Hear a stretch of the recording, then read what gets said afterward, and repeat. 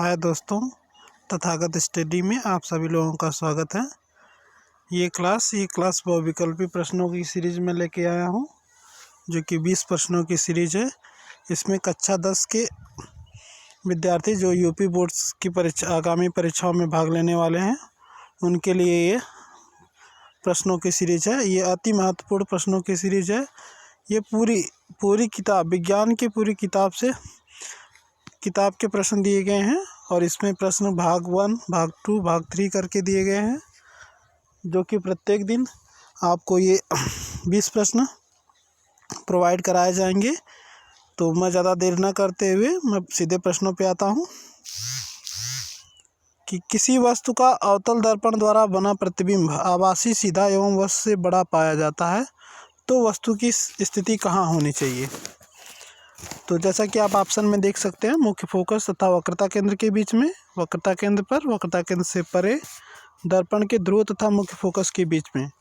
तो इसका आंसर हो जाएगा ऑप्शन डी, दर्पण के ध्रुव तथा मुख्य फोकस के बीच में। अगला प्रश्न है, किसी शब्दकोश में पाए छोटे अक्षरों को पढ़ते समय आप निम्न में से कौन सा लेंस पसंद करेंगे। तो 50 सेंटीमीटर फोकस दूरी का एक उत्तल लेंस, 50 सेंटीमीटर फोकस दूरी का एक अवतल लेंस। छोटी अक्षरों को पढ़ते समय बड़ा देखने के लिए हमें 50 सेंटीमीटर फोकस दूरी वाला अवतल लेंस, यानी ऑप्शन नंबर बी इसका राइट आंसर होगा। किसी गोली दर्पण तथा किसी पतले गोली लेंस दोनों की फोकस दूरियां प्रत्येक -15 सेंटीमीटर हैं। दर्पण तथा लेंस संभवतः हैं। देखिए, गोली लेंस और गोली दर्पण दोनों हैं और दोनों की फोकस दूरी जो है -15 सेंटीमीटर है। तो दर्पण और लेंस जो होंगे वो दोनों अवतल होंगे, क्योंकि अवतल दर्पण की भी और अवतल लेंस की दोनों की फोकस दूरियां जो होती हैं वो माइनस में होती हैं। आप लेंस या दर्पण की चिन्ह पर पाटी जो है उसमें पढ़ेंगे तो अवतल दर्पण और अवतल लेंस दोनों की फोकस दूरियां आप पाएंगे कि माइनस में होती हैं। प्रश्न नंबर 4, मानव नेत्र ने जिस भाग पर किसी वस्तु का प्रतिबिंब बनता है वह होती है। ये बहुत ही इंपॉर्टेंट प्रश्न है और बहुत बार परीक्षाओं में पूछा गया है।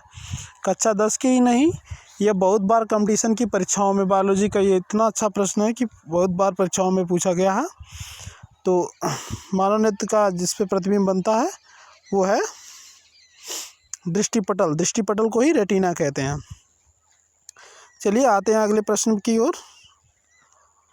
तो अगला प्रश्न है आपका कि दो चालक तार जिनके पदार्थ लंबाई तथा व्यास समान है, किसी विद्युत परिपथ में पहले श्रेणी क्रम में और फिर पार्श्व क्रम में संयोजित किए गए हैं। श्रेणी क्रम और पार्श्व क्रम संयोजन में उत्पन्न ऊष्माओं का अनुपात क्या होगा। तो इनके जो ऊष्माओं का अनुपात होगा उसका ऑप्शन नंबर इसका हो जाएगा 1:4, यानी ऑप्शन नंबर सी। लघुपतन के समय परिपथ में विद्युत धारा का मान जो होता है वो बहुत कम हो जाता है, परिवर्तन नहीं होता, बहुत अधिक बढ़ जाता है, निरंतर परिवर्तित होता रहता है। तो लघुपतन के समय जब शॉर्ट सर्किट होती हैं तो उस समय बहुत अधिक धारा का मान जो होता है वो बहुत अधिक बढ़ जाता है, अर्थात ऑप्शन नंबर सी सही होगा। विद्युत धारा उत्पन्न करने की युक्ति को कहते हैं, उत्पन्न करने की युक्ति को कहते हैं, ये प्रश्न है। जनित्र को, गैल्वेनोमीटर को, एमीटर को और मोटर को। तो विद्युत धारा सभी लोग जानते हैं कि गांव में जो जनरेटर हम लोग यूज करते हैं उसी को उत्पन्न करने की युक्ति को कहते हैं। तो विद्युत धारा उत्पन्न हम जो करते हैं वो विद्युत जनित्र हो जाएगा, और जिससे नापते हैं विद्युत धारा वो हमारा एमीटर हो जाएगा। विद्युत धारा नापने वाला यंत्र एमीटर और विद्युत धारा उत्पन्न करने की युक्ति को हम जनित्र कहते हैं। प्रश्न नंबर भाग 2 में देखिए, प्रश्न है 8वां प्रश्न, एंटीमनी है। तो एंटीमनी, जैसा कि मैं बार बार क्लास में बताया करता हूँ कि आर्सेनिक, एंटीमनी ये सब जो हैं वो उपधातुएं हैं। तो ऑप्शन नंबर सी इसका बिल्कुल राइट आंसर है। फिर आते हैं प्रश्न नंबर 9 पे। लेड नाइट्रेट का रासायनिक सूत्र है। लेड नाइट्रेट का रासायनिक सूत्र है PbNO3, क्योंकि इसकी आप एक बार देखेंगे तो इसकी संयोजकता जब देखेंगे तो संयोजकता से आप इसका निकाल सकते हैं इस यौगिक का रासायनिक सूत्र। तो इसका रासायनिक सूत्र हो जाएगा PbNO3 ट्वाइस, यानी option number B is right answer.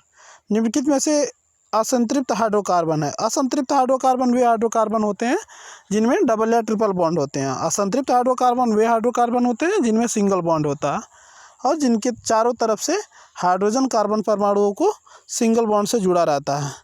तो प्रश्न नंबर 10वां का ऑप्शन है, तो असंतृप्त पूछा है, तो असंतृप्त देखिए इसमें से option number B right answer हो जाएगा आपका।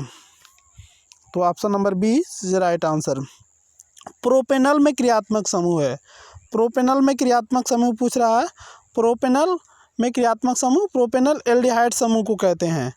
तो एल्डिहाइड समूह जब लगता है तो अल लगता है, अंतिम में क्रियात्मक समूह अल लगता है, इसीलिए इसका आंसर हो जाएगा ऑप्शन नंबर ए।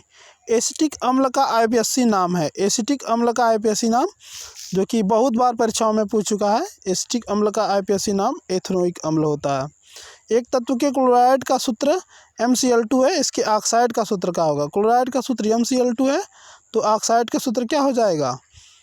ऑक्साइड का सूत्र इसके हो जाएगा M2O।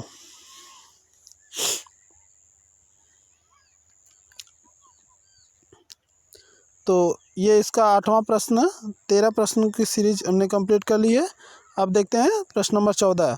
प्रश्न नंबर 14 है कि वृक्कों का कार्य होता है। वृक्कों का क्या कार्य होता है? तो वृक्क जो हमारे संबंधित हैं वो उत्सर्जन से संबंधित हैं।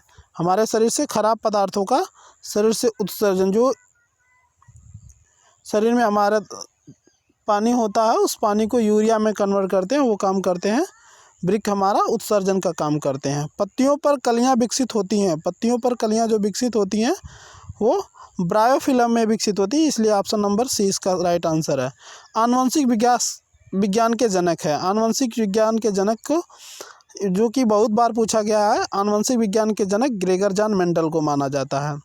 2 DNA तंतु आपस में जुड़े होते हैं पेप्टाइड बंध द्वारा, सहसंयोजी बंध द्वारा, ग्लाइकोसिडिक बंध द्वारा, हाइड्रोजन बंध द्वारा। तो 17 का ऑप्शन हो जाएगा हाइड्रोजन बंध द्वारा, यानी option number D is right answer. मुकुलन द्वारा प्रजनन होता है। मुकुलन द्वारा प्रजनन होता है और इसका राइट आंसर हो जाएगा हाइड्रा में। हाइड्रा में जो प्रजनन होता है वो मुकुलन द्वारा होता है। उसके नीचे से जो होता है वो मुकुल की तरह से एक कली के रूप में थोड़ा सा निकलता है, वहीं से उसके नई संतान की उत्पत्ति होती है। अगला प्रश्न है, मेंडल का प्रायोगिक पौधा था। मेंडल का प्रायोगिक पौधा जो था उद्यान मटर था।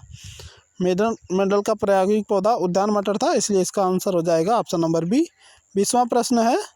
20वां प्रश्न, निम्न में से कौन सा एक मानव में मादा जनन तंत्र का भाग नहीं है? मादा जनन तंत्र भाग नहीं है पूछा है। तो अंडाशय मादा जनन तंत्र भाग है, गर्भाशय मादा जनन तंत्र भाग है, और डिंबवाहिनी भी ऑप्शन नंबर डी डिंबवाहिनी है, वो भी मादा जनन तंत्र भाग है।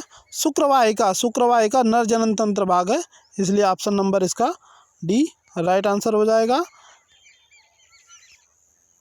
ऑप्शन नंबर डी इसका राइट आंसर हो, सॉरी ऑप्शन नंबर सी इसका राइट आंसर हो जाएगा। आप सभी लोगों से अनुरोध है कि कृपया रोज़ प्रतिदिन चैनल पे आएँ और अपनी क्लास को ज़रूरी तरीके से जितना ज़रूरी है उसको रिवाइज़ करें। रिवाइज़ करने के बाद प्रतिदिन 20 क्वेश्चनों का सीरीज़ में लेकर आया हूँ और आप उसको अच्छी तरीके से लगातार पढ़ें। धन्यवाद।